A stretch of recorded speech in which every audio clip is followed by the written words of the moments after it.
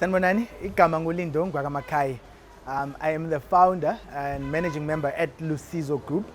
We were founded in 2004, so we have been in business for 17 years in 2022. It is a privilege for me to be here today with the guys from Township Entrepreneurship Alliance.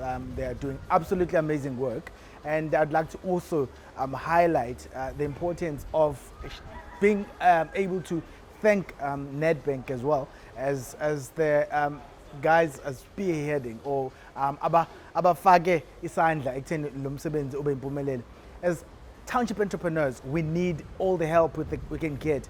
We are living in an extremely difficult economic period as a country as it is now. People who live in affluent areas are struggling. What do you think is happening to people that are living in townships and rural environments?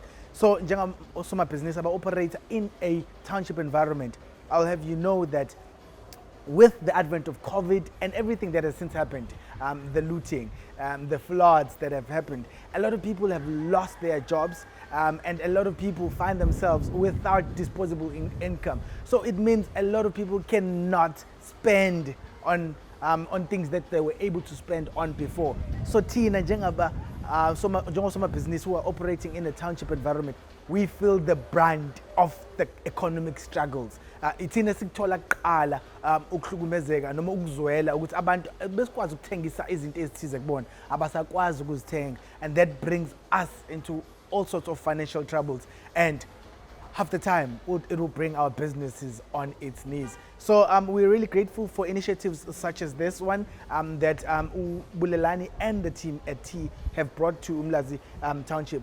Not only does it inspire us, but it reminds us that there are people that are willing to help us. It brings people like SIFA, it brings people like SIDA, organizations that are ready to assist entrepreneurs abadinga usizo kwezama business. So we are really grateful, and we hope abaphele amandla baqhubeka basisize.